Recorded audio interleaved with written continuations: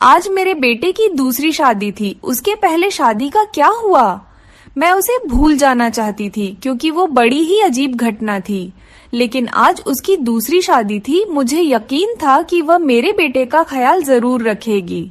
मेरा बेटा बहुत कमा रहा था, अच्छा और बहुत ही सुंदर था।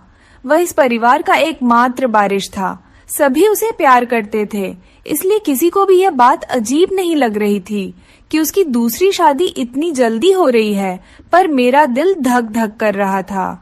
रात जैसे जैसे नजदीक आ रही थी, मेरा दिल भी उतनी ही तेजी से धड़क रहा था और मैं चिंतित हो रही थी। मेरी बेटी को भी इस बात का पता था और वो भी मेरी ही तरह चिंतित थी। वह बोली कि अगर आज भी ऐसा ही हुआ तो फिर क्या होगा? मैंने कहा, अपने मुंह से कुछ अच्छा निकालो। मैं पहले से ही चिंतित हूँ। अब तो सभी मेहमान भी आ गए हैं। पिछली बार देश में एक महामारी के कारण इतने लोगों को आमंत्रित नहीं कर सके थे, लेकिन इस शादी में सभी रिश्तेदार बहुत उत्साह के साथ आए थे। इसलिए लोग पिछले शादी के बारे में ज्यादा नहीं जानते थे और यह भी नहीं जानते थे कि ऐसा क्या हुआ कि उन्हें फिर से शादी करनी पड़ी। मेरा बेटा भी खुश था, कोई समस्या नहीं थी, क्योंकि उसकी यह पत्नी पहली पत्नी से कहीं ज्यादा खूबसूरत थी और उम्र में भी छोटी थी, तो उसे तो खुश होना ही चाहिए था। सर्दी का मौसम था, ज्यादातर मेहमान घर में ठहरे हुए थे। समारोह बाहर हो रहा था, नाच गाना चल रहा था, लोग आपस में हंसी मजाक कर रहे थे। मैंने अपनी जेठानी से कहा, दुल्हन दूसरे शहर से आई है, बहुत थक गई होगी। मुझे लगता है उसे दूल्हे के कमरे में नहीं भेजना चाहिए। मेरी जेठानी ने कहा, तुम्हें क्या हो गया है? उनकी अभी अभी शादी हुई है और तुम हो कि उनकी रात खराब करना चाहती हो। मानती हूँ शादी ब्याह में थकावट हो ही जाती है, लेकिन नया खून है, कॉफी सॉफी पिला दो, फ्रेश हो जाएंगे और फिर सुबह रिसेप्शन भी तो है। मैं बोली, वो थक जाएगी बेचारी। मेरे जेठानी ने कहा कि आजकल कोई भी इतना नहीं थकता। लड़कियों को तो अपनी शादी का बहुत शौक होता है। उसे अपने बेटे के कमरे में भेज दो। अब रात के 12 बज गए हैं, सुबह उठकर तैयार भी तो होना है।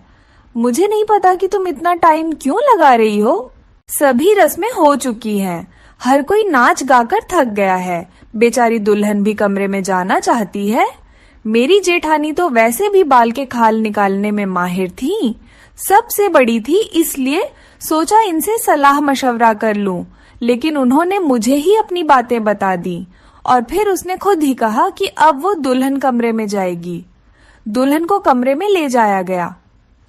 बाकी सबको कमरे से निकालकर मैं थोड़ी देर दुल्हन के पास ही बैठ गई। मैंने कहा, बेटा, तुम अपने परिवार में सबसे बड़ी हो, तुम बहुत ही धैर्यवान लड़की हो, इसलिए मैं तुम्हें पसंद करके आई थी।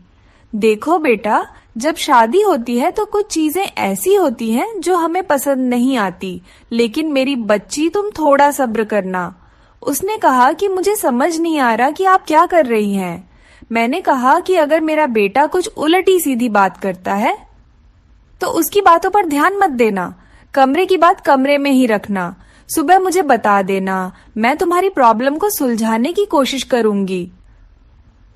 मेरी बात सुनकर वह थोड़ा घबरा गई थी कि मैं किस विषय पर बात कर रही हूँ। वह थोड़ा घबराई हुई सी बोली।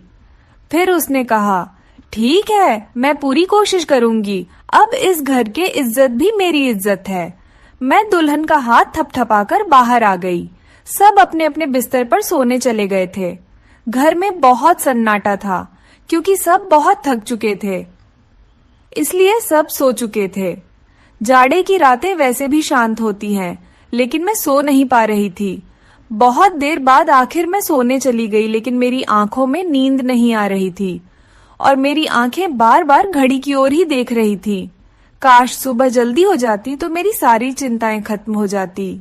लेकिन जैसे ही 2:30 बजे मैंने एक जोरदार चीख सुनी और उसके बाद ही मुझे पता चल गया कि अब क्या होने वाला है। उसके बाद बार बार चीखें शुरू हो गई। यह एक लड़की के चीखने की आवाज थी और वह लड़की कौन हो सकती है, मैं अच्छी तरह जानती थी। सभी मेहमान भी धीरे धीरे उठने लगे थे। अचानक मेरे बेटे के कमरे का दरवाजा खुला और मेरी बहू पागलों की तरह चीखते हुई बाहर भागी। उसे पता ही नहीं चला कि उसके पास तो दुपट्टा भी नहीं है। अस्त व्यस्त कपड़ों में बाहर भागती हुई आई थी। वह घर से बाहर भाग जाना चाहती थी। जब कुछ औरतों ने उसे पकड़ लिया और कहा, बेटा क्या हो गया? अंदर क्या अनन, अपने आप को संभालो। सब उसको संभालने लगी, लेकिन वो बेहोश हो गई थी। जब कोई बेहोश होता है तो उस पर पानी के छींटे वगैरह मारे जाते हैं, लेकिन मेरी बहू तो पानी के छींटे मारने पर भी होश में नहीं आ रही थी। उसका पूरा शरीर ठंडा पड़ गया था। उसे फौरन अस्पताल ले जाया गया। मैं उसे अस्पताल ले जाना नहीं चाहती थी, क्योंकि फिर से वही तमाशा बन जाता, लेकिन और कोई चारा भी नहीं था। बेचारी बच्ची किसी भी तरह होश में नहीं आ रही थी। उसके माँ बाप को भी बुला लिया। उन्होंने भी एक दूसरे के कानों में बातें करनी शुरू कर दी। पता नहीं हमारी बेटी को क्या हो गया है, पता नहीं उसके साथ क्या सलूक किया है। वह सब लोग मुझे अजीब सी नजरों से देख रहे थे। सवाल ही सवाल थे हर तरफ, और मैं बेचारी परेशान सी हॉस्पिटल में घूम रही थी। मैंने घर आकर अपने बेटे से पूछना चाहा कि अब उसने क्या किया है, तो वह कमरे में ही नहीं था। उसका फोन भी बंद था। कमरे की हालत तो बिल्कुल नॉर्मल थी। कोई भी ऐसी हरकत नहीं लग रही थी कि जैसे कोई चीजें टूटी होती या उसने अपने वीवी पर हाथ उठाया होता। लोगों के सवालों से बचने के लिए शायद मेरा बेटा अरविंद कहीं चला गया था। फिलहाल तो मुझे बहू की फिक्र थी। मैं अस्पताल वापस आ गई। 2-3 घंटे में अस्पताल वालों ने मेरी बहू को छुट्टी दे दी। मेरी बहू हमारे घर नहीं आना चाहती थी। वह बहुत ज्यादा घबराई हुई थी, लेकिन उसके माँ ने उसे समझाया कि तुम्हारी ससुराल ही चलते हैं, नहीं तो लोगों को मैं क्या जवाब दूंगी। लोग तरह तरह की बातें बनाएंगे। मैंने भी अपनी बहू को समझाया कि बेटा सुबह मुंह दिखाई की रस्म पूरी हो जाए, फिर अपनी माँ के घर चले जाना, मैं तुम्हें नहीं रोकूंगी। मेरी बात सुनकर मेरी बहू गुस्से में आ गई और बोली, भाड़ में गई आपकी रस्में, मैं आपके घर में एक पल के लिए भी नहीं रुकूंगी। मैं अपने घर जाऊंगी, और मुझे अपने घर जाने से ना कोई समाज रोक सकता है, ना कोई कानून। मैं एक पढ़ी लिखी लड़की हूँ और मुझे अपनी जिंदगी अपने तरीके से जीने का हक है। मुझे आपके बेटे के साथ एक पल भी नहीं रहना। मेरी बहू ने अपना फैसला सुना दिया था। मैं चुपचाप आंखों में आंसू लिए उसे देखती रही। ये तो पहले भी हो चुका था, जब अरविंद की पहली शादी हुई थी। मेरी पहले बहू के साथ भी वही हुआ था। वो मेरी पसंदीदा लड़की थी, वो मेरी बेटी की दोस्त थी और वह उसे बहुत पसंद करती थी। वह उसे बहुत खुशी के साथ घर लेकर आई थी। इन लोगों ने हमारा बहुत सहयोग किया था। वो एक अमीर पिता की बेटी थी। वो बहुत अच्छी लड़की थी। मुझे भी उसका घर आना अच्छा लगता था। कुछ ही दिनों में मैंने महसूस किया था कि जैसे वो अरविंद को पसंद करने लगी है, और शायद इसीलिए रिश्ता भी भेजा गया था। लेकिन शादी के बाद उसके साथ भी ऐसा ही हुआ था। शादी के पहली रात वो भी चिल्लाते हुए कमरे से बाहर भागी थी, और उसके बाद मेरे बेटे की शक्ल देखने से भी मना कर दिया था। सबने उसे बहुत समझाया कि बेटा अपनी जिंदगी के बारे में तो सोचो, लेकिन उसने कहा कि मेरी जिंदगी तो बर्बाद हो गई है। और अब इस लड़की को भी समझाया जा रहा था, लेकिन वह भी कह रही थी, अगर मैंने नहीं रहना तो मैं नहीं रहूंगी आपके बेटे के साथ। मेरा बेटा भी कोई जवाब नहीं दे रहा था। पता नहीं कहाँ चला गया था। लड़की का बाप बार बार कह रहा था कि उस व्यक्ति को बुलाओ, हम उससे पूछें कि उसे हमारी बेटी के साथ क्या किया है। अरविंद घर आ चुका था। सब उस पर सवालों की बौछार कर रहे थे, लेकिन उसने एक चुप साध ली थी, कुछ भी नहीं बोल रहा था। थक हार कर सब खामोश हो गए। लड़की के माँ बाप भी अरविंद को भला बुरा और धमका कर चले गए। वह अपनी बेटी को भी साथ ले गए। अच्छा खासा तमाशा हो गया था। सब मेहमानों के सामने हमारी नाक कट गई थी। लड़की के माँ बाप ने हमारी बेइज्जती करने में कोई कसर नहीं छोड़ी थी, लेकिन अरविंद अपने मुंह से एक शब्द भी नहीं बोल रहा था। अरविंद के पिता तो पहले ही इस दुनिया से जा चुके थे। सारी बेइज्जती मुझे अकेले ही सहनी पड़ी। घर में जमा लोगों ने भी हमें अच्छी खासी बातें सुना डाली थी। लड़के की माँ तो काबू में ही नहीं आ रही थी। वह बहुत चीख चीख कर मुझे भला बुरा कह रही थी, लेकिन उसमें उस बेचारी की क्या गलती थी। आखिर उसकी बेटी की जिंदगी तबाह हो गई थी। आज खुद को बहुत अकेला महसूस कर रही थी मैं। काश अरविंद के पिता होते तो इतनी जल्दी हिम्मत ना हारती। लोगों के तानों को मैं अकेली ही सुनती रही। अरविंद बड़ा था। अरविंद से छोटी ही मेरी एक बेटी थी जो कॉलेज में पढ़ती थी।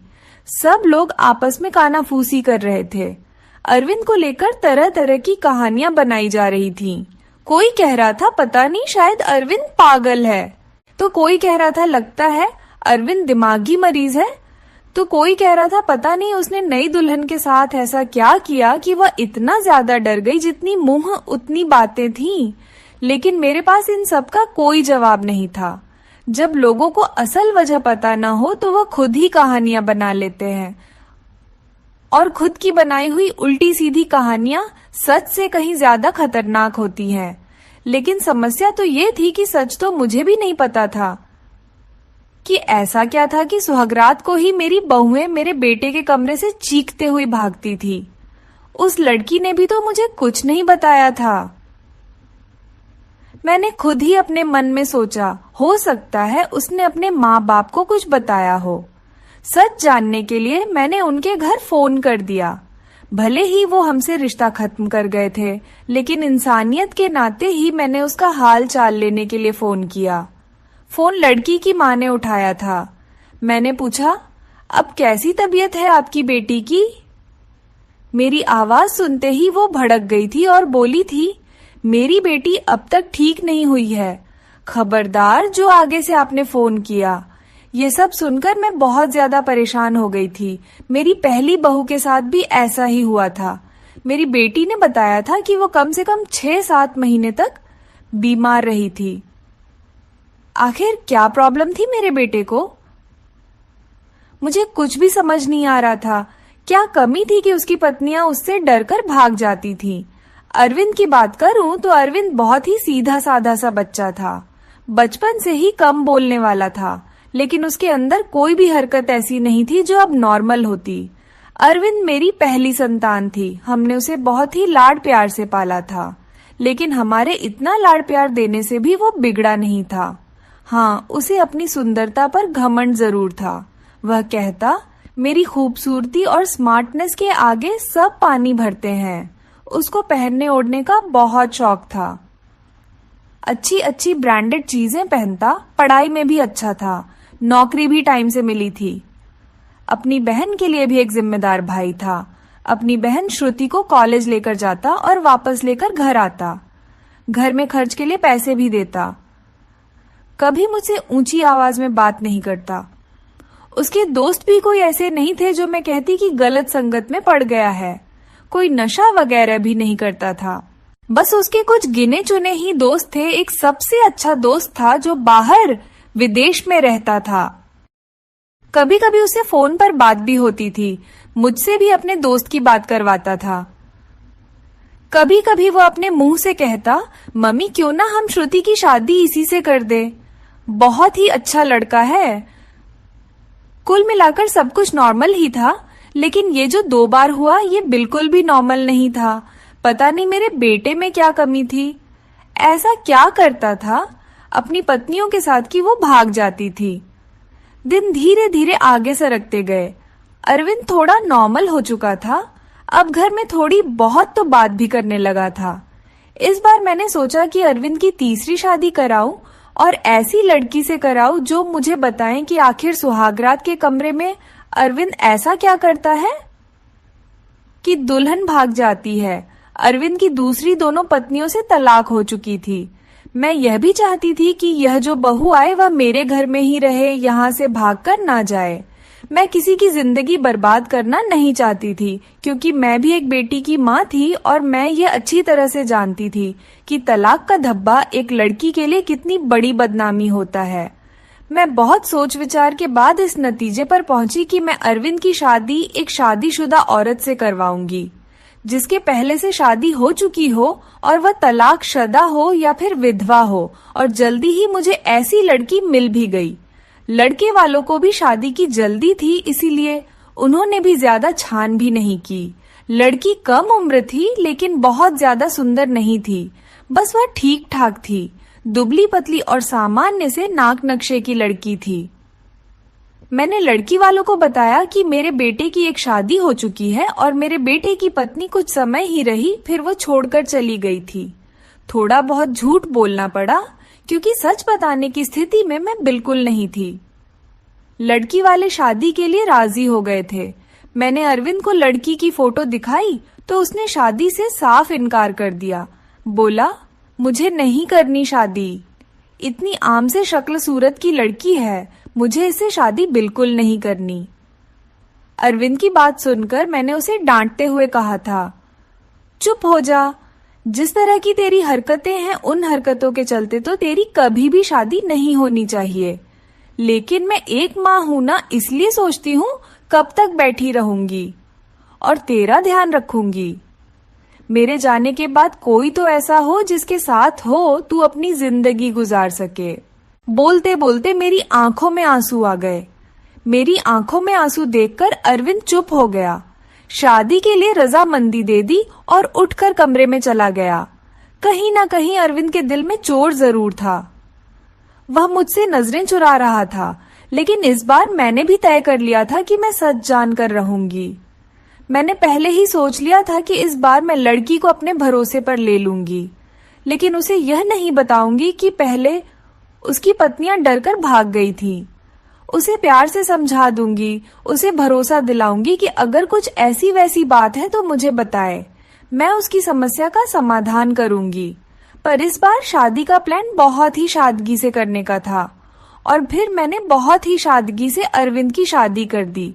लड़की का नाम रश्मि था, बहुत ही प्यारी बच्ची थी। मेरी बेटी ने मना भी किया था कि मम्मी रहने दें, भाई को भाई के हाल पर छोड़ दें, लेकिन मैंने उसे समझाया था कि बेटा, हो सकता है तेरे भाई के साथ कुछ मसला हो जिसे सुलझाना हमारा फर्ज है। खैर, शादी निपट गई। इस बार मैंने ज्यादा मेहमानों को नहीं बुलाया था। घर में कुछ ही मेहमान थे जो कि मेरे रिश्तेदार नहीं बल्कि मेरे कुछ जानने वाले थे। मेरी कुछ सहेलियां वगैरह थे और उनके परिवार वाले थे। रश्मि को मैं अरविंद के कमरे में ले गई। उसे बेड पर बिठाते हुए मैंने रश्मि का हाथ अपने हाथों में लिया और उसे हल्के से दबाते हुए बोली, रश्मि बेटा, तुमसे बहुत ही जरूरी बात करनी है, बहुत ही ध्यान से मेरी बात सुनो। रश्मि आश्चर्य से मुझे देखने लगी कि भला ऐसी कौन सी जरूरी बात है जो अभी करनी है। मैंने रश्मि को समझाते हुए कहा, बेटा, अरविंद इस शादी के लिए राजी नहीं था। बहुत ही मुश्किल से मैंने उसे शादी के लिए तैयार किया है। हो सकता है मेरा बेटा कुछ अजीबोगरीब हरकतें करे, हो सकता है तुम्हें डराने की कोशिश करे जिससे कि तुम उसे छोड़कर भाग जाओ, लेकिन बेटा तुम्हें डरना नहीं है। जो भी हो तुम्हें सब कुछ मुझे बता देना है। बस तुम्हें उसके डराने धमकाने में या उसकी बातों में आने की जरूरत नहीं है। रश्मि ने मेरी बातों को सुनकर हाँ में से हिला दिया था। मैं थोड़ी संतुष्ट हुई थी और रश्मि को आराम करने का बोलकर बाहर आ गई। मैं अपने कमरे में नहीं गई, बहरहाल मैं बाहर सोफे पर ही लेट गई। श्रुति को मैंने उसके कमरे में भेज दिया कि तुम जाओ, सो जाओ, बहुत रात हो चुकी है। श्रुति कमरे में जा चुकी थी, लेकिन जाते जाते उसने कहा था कि मम्मी जी, आप जो भी कर रहे हैं गलत कर रहे हैं। आप भी हर समस्या का हल सिर्फ शादी ही समझती है। आपको किसी की बेटी की जिंदगी को यूं बर्बाद नहीं करना चाहिए। श्रुति जा चुकी थी और मैं सोफे पर लेटी दिल ही दिल में अपने भगवान को याद कर रही थी और दुआ मांग रही थी कि हे भगवान, ये रात अच्छे से बीत जाए। बहुत ही खामोशी थी। ऐसा लग रहा था जैसे तूफान से आने के पहले की खामोशी हो। घड़ी की टिक टिक भी मेरे सर पर हथौड़े की तरह लग रही थी। मैं अपने भगवान को मनाने में लगी हुई थी कि तभी वही हुआ जिसका मुझे डर था। रश्मि चीखते हुए बाहर आई थी और पागलों की तरह घर के बाहर भाग जाना चाहती थी। मैंने जैसे तैसे करके उसे बाहर गेट के अंदर लिया था। मैंने उसे जैसे तैसे समझाकर थोड़ा शांत किया था। वह कुछ बोलने की स्थिति में नहीं थी। जब थोड़ा शांत हुई तो बदहवासी में बोली कि आपको अपने बेटे की पहले मेडिकल जांच करानी चाहिए थी। अगर आप ऐसा करा लेती तो आपको और मुझे यह दिन देखना नहीं पड़ता। रश्मि तो बहुत ही समझदार थी, उसके पास तो कोई दूसरा ऑप्शन भी नहीं था। वह तो हर हाल में इस शादी को निभाने की सोचती, लेकिन रश्मि ने भी इस रिश्ते को नहीं निभाया और वह अरविंद को छोड़कर चली गई। दूसरे दिन रश्मि के घर से फोन आया कि अपने बेटे से कहकर हमारी बेटी को तलाक दिलवा दो, नहीं तो हम यह काम अदालत से भी कर सकते हैं। मैं सदमे की हालत में फोन पकड़े वहीं सोफे पर बैठ गई, यानी कि अब अरविंद को कोई मजबूरी में भी अपनाने के लिए तैयार नहीं था। पहले मैं जो बहुएं लाई थी वह अमीर घराने की और सुंदर पढ़ी लिखी थी, लेकिन रश्मि तो विधवा थी, गरीब घराने की थी और बहुत ज्यादा सुंदर भी नहीं थी।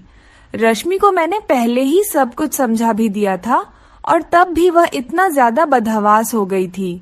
आखिर ऐसी क्या कमी थी मेरे बेटे में? हम जो जेवरात दुल्हन को देते थे, दुल्हन के घर वाले शादी के दूसरे ही दिन वापस कर देते थे। मैं तो दहेज भी नहीं लेती थी। फिर आखिर ऐसा क्या था कि ऐसे खूबसूरत पढ़े लिखे और अमीर लड़के को छोड़कर भी लड़कियां भाग जाती थी? मेरा दिमाग सोच सोच कर फटा जा रहा था। कैसे पता लगाऊं कि आखिर बात क्या है?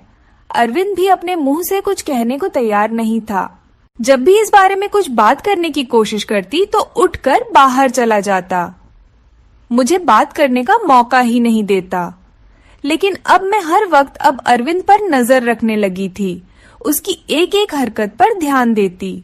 शायद कुछ तो ऐसा सबूत मिले जिससे मैं सुराग लगा सकूं, सच जान सकूं कि आखिर सच्चाई क्या है। लेकिन उसके हाव भाव से कभी ऐसा लगा ही नहीं कि उसमें कुछ एबनॉर्मल भी है। एकदम नॉर्मल लड़कों की तरह था, जैसे और लड़के होते हैं। मुझे कोई भी रास्ता दिखाई नहीं दे रहा था। एक दिन तंग आकर मैंने अरविंद के दोस्त को फोन लगाया। उसी विदेश में रहने वाले दोस्त को मैंने पूछा, नितिन तुम तो अरविंद के इकलौते दोस्त हो जिससे अरविंद अपने दिल की सारी बातें करता है। मुझे अरविंद के बारे में सब कुछ बताओ, उसने अपने जीवन के बारे में तुम्हें जरूर कुछ ना कुछ बताया होगा। लेकिन यह सुनकर तो मैं हैरान हो गई कि उसने अपने दोस्त को अपने बारे में कुछ भी नहीं बताया था। और बस यही बात मुझे बहुत अजीब लगी कि उसने अपने दोस्त को यह भी नहीं बताया कि मेरी 3 शादियां हो चुकी हैं और मेरी तीनों पत्नियां मुझे छोड़कर भाग गई हैं। लेकिन उसने यह बात अपने दोस्त को नहीं बताई, जो कि उसका सबसे अच्छा दोस्त था। यह मुझे काफी अजीब लग रहा था, लेकिन शायद उसने नहीं बताया हो क्योंकि वह शर्मिंदा होना नहीं चाहता होगा। शादी की रात ही पत्नी का भाग जाना, वह भी 3-3 पत्नियों का। धीरे धीरे 6 महीने और गुजर गए। घर में सब कुछ और नॉर्मल चल रहा था, लेकिन अरविंद को लेकर मैं बहुत ज्यादा परेशान थी। ऐसा क्या था जो दुल्हन शादी की रात को ही भाग जाती थी? मैंने एक बार फिर से अरविंद की शादी के लिए सोचा और इस बार मैंने ठान लिया कि सच्चाई जानकर ही रहूंगी। इस बार मैंने लड़की को सब कुछ बता दिया, कुछ भी नहीं छुपाया। और लड़की भी किसी ऐसे घर से लाई थी जिसे शादी की सख्त जरूरत थी, क्योंकि ये लोग बहुत ही गरीब थे और उसके घर में उसके 2 छोटे भाई थे। मैंने कहा, तुम्हारे दोनों भाइयों की पढ़ाई की जिम्मेदारी मेरे ऊपर है और शादी में भी आप लोगों को कुछ भी खर्च नहीं करना पड़ेगा। लड़की को तो मैंने राजी कर लिया था, लड़की के माँ बाप भी राजी हो गए, लेकिन मैंने ये बात लड़की के माता पिता को नहीं बताई थी। बस वह लड़की को बता दी थी। लड़की थोड़ी घबराई हुई थी क्योंकि मैंने शादी से पहले ही सारी बातें लड़की को समझा दी थी। पहले तो वो बहुत ज्यादा डर गई, फिर खुद को संभालते हुए बोली कि कुछ भी हो, मैं इस शादी के लिए तैयार हूँ। अगर मेरे थोड़े से त्याग से मेरे भाइयों की जिंदगी बनती है तो उसमें बुराई क्या है? जो कुछ भी होगा उसे सहन करूंगी, और वैसे भी सारे समझौते औरतों को ही करने पड़ते हैं। लड़की जिसका नाम सुमन था, भले ही गरीब घर की थी लेकिन बहुत ही संस्कारी और समझदार लगी मुझे। दिन ही दिल में खुश हुई कि अगर सुमन मेरी बहू बनती है और मेरे घर में टिके रहती है तो यह मेरे लिए बहुत ही सौभाग्य की बात होगी।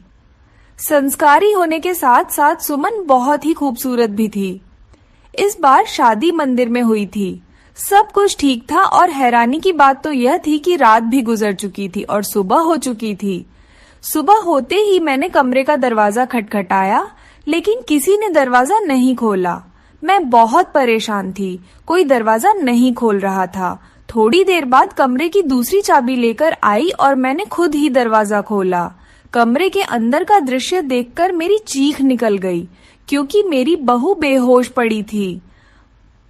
अरविंद कमरे में कहीं भी नजर नहीं आ रहा था, शायद बाथरूम में था। मैंने जल्दी से डॉक्टर को बुलाया। डॉक्टर ने कहा कि वह सिर्फ डर की वजह से बेहोश हुई है। उसके शरीर पर किसी भी तरह के कोई चोट के निशान नहीं है। अरविंद के चेहरे से भी चिंता झलक रही थी। ऐसा लगता था कि जैसे वह भी परेशान है। इन सब हालातों से अच्छे से चेकअप करने के बाद और कुछ दवाइयां देकर डॉक्टर साहब चले गए थे। डॉक्टर ने कहा था कि सुमन को जल्दी ही होश आ जाएगा। अरविंद भी तैयार होकर अपने ऑफिस के लिए निकल गया था। मैं सुमन के पास ही बैठी रही। थोड़ी देर में सुमन ने आंखें खोल दी थीं। होश में आते ही वो बाहर की तरफ भागी थी, ये कहते हुए कि मुझे यहाँ नहीं रहना, मुझे अपने घर जाना है, अपने मम्मी पापा के पास। मैंने सुमन का हाथ पकड़ लिया। सुमन, तुम ऐसा नहीं कर सकती। मैंने तो तुम्हें सारी सच्चाई बता दी थी और तुम तो मान भी गई थी। फिर तुम अब ऐसा क्यों कह रही हो? लेकिन सुमन मेरी कुछ भी सुनने को तैयार नहीं थी। रोते हुए बोली, आंटी जी मुझे माफ कर दो, मैं मजबूर हूँ, मैं यहाँ नहीं रह सकती। आप बेफिक्र रहे, मैं अपने मम्मी पापा को कुछ नहीं बताऊंगी, सब कुछ हैंडल कर लूंगी। बस आप मुझे इस घर में रहने को ना कहे। लेकिन सुमन, मुझे बताओ तो सही, आखिर ऐसा क्या हुआ था? मैं सच जानना चाहती हूँ। सुमन, तुमने मुझसे वादा किया था कि तुम अरविंद की सच्चाई मुझे जरूर बताऊंगी। आंटी, अरविंद के बारे में मैं कुछ नहीं बता सकती। अगर मैंने अरविंद के बारे में बोला तो वह मुझे जान से मार देगा। मुझे अपनी जान की परवाह नहीं है, लेकिन अरविंद मेरे भाइयों को भी नहीं छोड़ेगा। प्लीज मुझे जाने दें। उसकी आंखों में विनती के ऐसे करूण भाव थे कि मैं उसे रोक न सकी। सुमन चली गई थी। मैं इंतजार कर रही थी कि अब वो कुछ ही देर में सुमन के माँ बाप का फोन आने वाला है, लेकिन ऐसा कुछ भी नहीं हुआ। शायद सुमन ने अपने माता पिता को कुछ नहीं बताया था। अरविंद की तीनों पत्नियों ने तो दूसरे दिन ही तलाक की मांग कर दी थी, लेकिन सुमन ने ऐसा कुछ भी नहीं किया था। इसका मतलब था सुमन अब भी मेरे बेटे की पत्नी थी। मैंने सोचा कि अब मैं अरविंद का चेकअप कराकर ही रहूंगी। अपने होशो हवास में तो अरविंद ऐसा कभी भी नहीं करने देता। इसलिए एक दिन मैंने अरविंद के खाने में नींद की दवाई मिला दी। अरविंद के गहरी नींद में जाते ही मैंने डॉक्टर को फोन कर दिया। डॉक्टर ने अरविंद के कुछ सैंपल लिए और यह बोलकर कि जैसे ही रिपोर्ट आती है मैं आपको बताता हूँ, डॉक्टर चला गया। और फिर मैं बेसब्री से अरविंद की रिपोर्ट का इंतजार करने लगी। अगले दिन डॉक्टर का फोन आया और उसने कहा कि अरविंद एकदम नॉर्मल है, उसकी सारी रिपोर्ट्स नॉर्मल आई हैं। यह सुनकर तो मेरे आश्चर्य की कोई सीमा ही नहीं थी। अगर अरविंद नॉर्मल है तो शादी के पहले ही रात में उसकी पत्नियां क्यों भाग जाती हैं? सोच सोचकर मेरा दिमाग फटने लगा। कुछ सोचकर मैं सुमन के पास गई। सुमन के माता पिता ने मेरी बहुत इज्जत की। शायद उन्हें सच्चाई का पता नहीं था। उन्हें लगता था कि मैं उनकी बेटी को घर ले जाने के लिए आई हूँ। मुझे देखते ही सुमन डर गई थी। वह हम लोगों के साथ ज्यादा नहीं बैठी और अंदर कमरे में चली गई। मैं भी सुमन के पीछे पीछे उसके कमरे में आ गई। मुझे देखते ही सुमन बोली, आंटी जी, मैंने आपको पहले भी कहा था कि मैं आपके घर में नहीं रह सकती, फिर आप मुझे लेने क्यों आई हैं? मैंने सुमन को बहुत ही प्यार से अपने पास बिठाया और उसके सामने हाथ जोड़ते हुए बोली, सुमन, मेरी उम्मीद की आखिरी किरण अब तुम ही हो। तुम्हें मुझे बता सकती हो कि या फिर मेरे बेटे में क्या कमी है। एक मजबूर माँ तुमसे हाथ जोड़कर विनती करती है, प्लीज मना मत करना। मेरी आंखों में आंसू और मेरे जुड़े हुए हाथ देखकर सुमन ने मेरे हाथों को थाम लिया और बोली, आंटी जी मैं मजबूर हूँ, प्लीज आप मेरे सामने हाथ मत जोड़े। जब सुमन किसी तरह सच्चाई बताने के लिए राजी नहीं हुई तो फिर मैंने सुमन से कहा, ठीक है, तुम अपने मुंह से कुछ मत बताओ, मैं खुद अपनी आंखों से देख लूंगी, लेकिन तुम मेरी मदद तो कर ही सकती हो ना। तुम आज रात के लिए मेरे बेटे के कमरे में फिर से रुक जाओ, मैं सारी सच्चाई अपनी आंखों से देख लूंगी।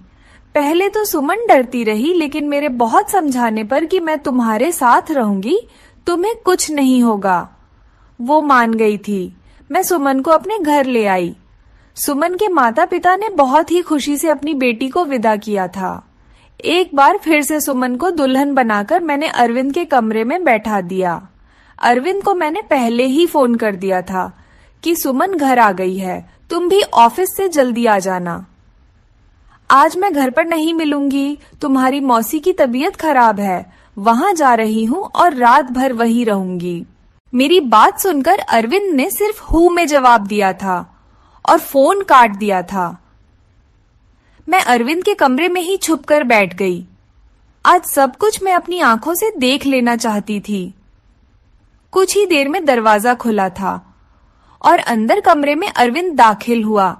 उसने एक नजर सजी सवरी बैठी सुमन पर डाली थी और बिना कुछ कहे बाथरूम में घुस गया था।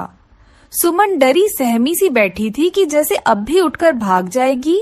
मैं भी सांस रोके आने वाली सिचुएशन के लिए खुद को तैयार कर रही थी कि तभी अचानक बाथरूम से किसी औरत के चीखने की आवाजें आने लगी। आवाजें सुनते ही सुमन बेड से नीचे उतरकर खड़ी हो गई थी। डर से वो थर-थर कांप रही थी। मैं भी हक्का बक्का सी खड़ी थी। अंदर तो अरविंद गया था, फिर ये औरत की आवाज क्यों? तभी अरविंद बाहर निकला और अरविंद को देखते ही मैं बेहोश होते होते बची। उसने अपना हुलिया एकदम से बदल लिया था। उसने औरतों जैसे कपड़े पहन रखे थे, बहुत ही बेहुदा सा, या यूं कहिए कि बहुत ही डरावना सा मेकअप कर रखा था। आंखों में जैसे खून उतरा हुआ था। आवाज भी लड़की की तरह ही निकाल रहा था। तुमसे मना किया था, मेरी जिंदगी में दोबारा मत आना। तुमने मेरी बात नहीं मानी, अब तुम अपनी मौत की खुद जिम्मेदार होगी। बहुत ही भयानक हंसी हंसता हुआ अरविंद सुमन की तरफ बढ़ा था। सुमन चीख मारती हुई मेरे पास आ गई थी। मैं भी बाहर आ गई थी और अरविंद को रोकने की कोशिश कर रही थी। अरविंद, क्या हो गया है तुम्हें? तुम होश में तो हो? अरविंद ने मुझे जोर से धक्का दिया था। कौन अरविंद? प्रमिला नाम है मेरा। मौका देखकर सुमन कमरे से भागी थी। इससे पहले अरविंद फिर से मेरे पास आता। मैं भी कमरे से बाहर निकली और कमरे को बाहर से बंद कर दिया। अरविंद के भयानक हंसी मुझे बाहर तक सुनाई दे रही थी। मैं डरी सहमी सुमन को अपने सीने से लगा रही थी। हालांकि मैं खुद भी बहुत ज्यादा सख्ते में थी और डरी हुई थी। आंटी जी, मुझे नहीं मारना है, अरविंद मुझे जिंदा नहीं छोड़ेगा। उसने मुझसे कहा था अगर मैंने किसी को कुछ बताया तो वो मुझे मार डालेगा, साथ में मेरे भाइयों को भी। मुझे और मेरे भाइयों को बचा लो आंटी जी। कुछ नहीं होगा सुमन, शांत हो जाओ, मैं सब कुछ संभाल लूंगी। मेरा दिमाग थोड़ा थोड़ा काम करना शुरू किया तो सबसे पहला ख्याल मेरे दिल में यही आया कि शायद अरविंद पर किसी भूत का साया है। सुमन को मैंने अपने रूम में ही सुला लिया था। सुबह उठते ही सबसे पहले मैंने अपने फैमिली डॉक्टर को फोन किया था। 8 बजे डॉक्टर हमारे घर पर थे। मैंने उन्हें सारे हालात से अवगत कराया। साथ ही मैंने डॉक्टर से यह भी कहा कि मुझे लगता है अरविंद पर किसी भूत का साया है। मेरी बात सुनकर डॉक्टर ने कहा था, मुझे नहीं लगता यह किसी भूत का साया है, मुझे तो अरविंद एक दिमागी मरीज लगता है। उस पर पागलपन के दौरे पड़ते हैं। ऐसे मरीज किसी मूवी या किसी कहानी में डूब जाते हैं और उसी के कैरेक्टर में खुद को उतार लेते हैं। लेकिन आप टेंशन ना लें, इस मर्ज का इलाज है अपनों के प्यार से और कुछ दवाइयों के जरिए मरीज ठीक हो जाता है। थोड़ा टाइम लगता है बट मरीज बिल्कुल पूरी तरह से ठीक हो जाता है। नई दुल्हन को देखकर अरविंद पर पागलपन के दौरे पड़ते हैं। और ये दौरे अरविंद को क्यों पड़ते हैं? इसका सुराग उसके कमरे से ही मिलेगा। एक बार सुराग हाथ लग जाएगा तो उसका इलाज हम अच्छे से कर सकेंगे। डॉक्टर्स मुझे तसल्ली देकर चले गए थे। सुमन जाग चुकी थी, रात से थोड़ा सामान्य लग रही थी। मैंने उसे नाश्ता कराया। नाश्ता करते हुए सुमन बोली कि मुझे लगता है अब मुझे अपने घर चले जाना चाहिए। सुमन के सर पर प्यार से हाथ फेरते हुए मैं बोली, सुमन बेटा, सबसे पहले तो तुम मुझे आंटी कहना बंद करो, तुम मुझे मम्मी जी कहो। और दूसरी बात, अब यही तुम्हारा घर है। इतना सब कुछ अपनी आंखों से देखने के बाद भी आप ये कैसे कह सकती है? सुमन ने हैरानी से पूछा। मैंने सुमन से कहा, अभी डॉक्टर से मेरी बात हुई है, अरविंद बिल्कुल ठीक हो जाएगा, बस उसे थोड़े से प्यार और थोड़ी सी देखभाल की जरूरत है जो हम दोनों मिलकर उसे देंगे। मेरा यकीन करो, अरविंद बहुत ही अच्छा लड़का है, तुम्हें बहुत ही प्यार से रखेगा। मेरे बहुत देर तक समझाने पर और अपने माँ बाप के हालात को देखते हुए सुमन राजी हो गई थी। मैंने बहुत ही प्यार से सुमन से कहा था, सुमन बेटा, अब तो एक बार मुझे मम्मी जी कहो। और सुमन ने मुस्कुराते हुए मुझे मम्मी जी कहा था, जिसे सुनकर मेरे दिल में ठंडक उतर गई थी। मुझे उम्मीद की किरण नजर आई थी कि मेरा बेटा ठीक हो जाएगा, उसका भी घर बस जाएगा। 10 बजे के करीब अरविंद के दरवाजे पर खटखट की आवाज आई थी। मैंने कांपते हाथों से दरवाजा खोला था। सुमन को मैंने अपने कमरे में भेज दिया था। अरविंद एकदम तरोताजा तैयार खड़ा था। मुझे देखते ही नाराजगी से बोला, क्या मम्मी जी, मेरा दरवाजा बाहर से बंद किसने कर दिया? मुझे ऑफिस के लिए लेट हो रहा है। मैंने एकदम नॉर्मली ही बात की थी। बोली, पता नहीं बेटा कैसे बंद हो गया, चलो तुम नाश्ता कर लो। मैंने उस पर कुछ भी जाहिर नहीं होने दिया। अरविंद ने नाश्ता किया और ऑफिस के लिए निकल गया। अरविंद के ऑफिस निकलते ही सबसे पहले मैं अरविंद के कमरे में गई और उसकी तलाशी ली। मुझे ज्यादा मेहनत नहीं करनी पड़ी। सामने ही बेड पर मुझे कुछ किताबें दिखी। सुमन भी अब मेरे पास आ चुकी थी। सारी किताबें सेम थी।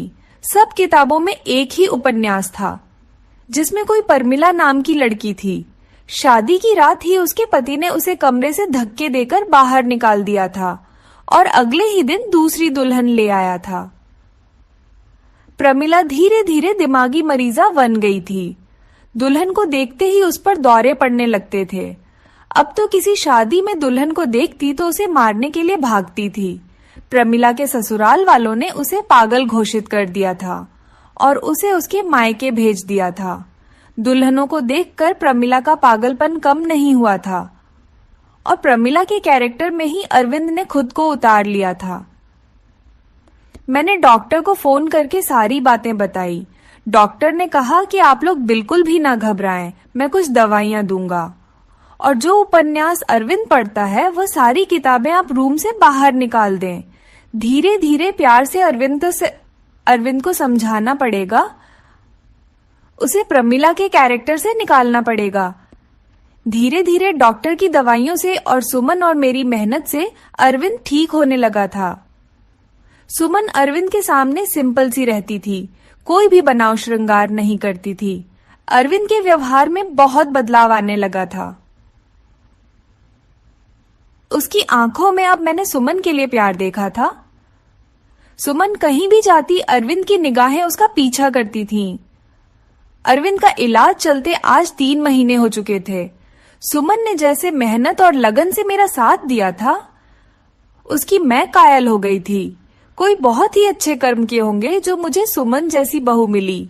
सुमन अब भी मेरे साथ मेरे कमरे में ही सोती थी, लेकिन आज मैंने सोच लिया था कि सब कुछ फाइनल हो जाना चाहिए। मुझे पूरा विश्वास है कि अब अरविंद बिल्कुल ठीक हो चुका है। मैंने सुमन से कहा कि सुमन, आज तुम्हें आखिरी कदम और उठाना पड़ेगा। इसके बाद तुम्हारी जिंदगी में खुशियां ही खुशियां होंगी। सुमन नासमझी से मेरी तरफ देखने लगी। फिर मैंने उसे समझाया कि सुमन, आज तुम्हें दुल्हन बनकर अरविंद के कमरे में बैठना होगा। मेरी बात सुनकर सुमन डर गई थी, लेकिन फिर जल्दी ही संभल भी गई। शायद उसे भी यकीन था कि अरविंद अब ठीक हो चुका है।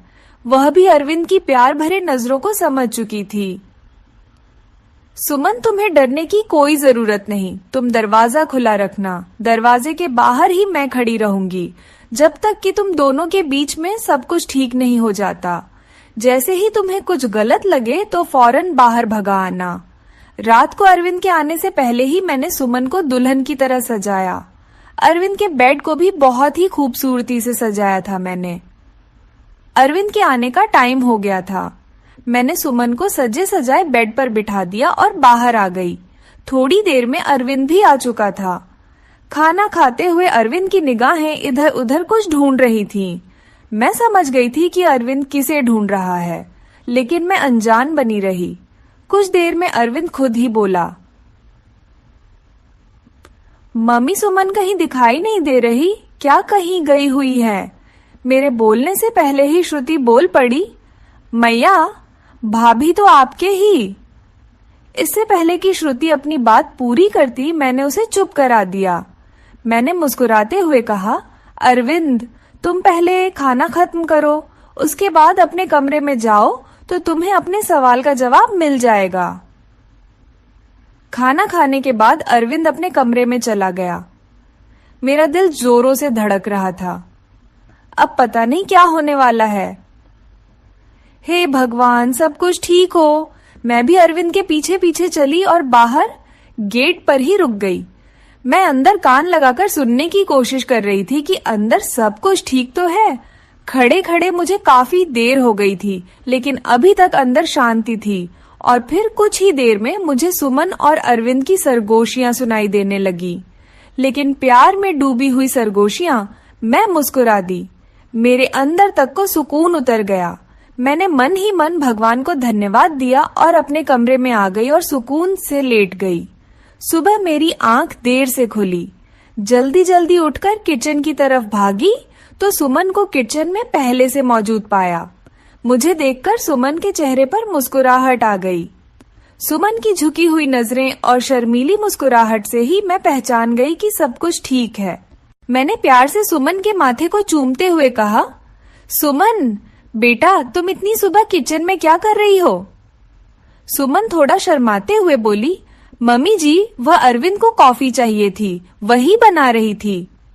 सुमन को कॉफी बनाता छोड़कर मैं बाहर हॉल में आ गई और सोफे पर बैठकर मैंने आंखें बंद कर ली।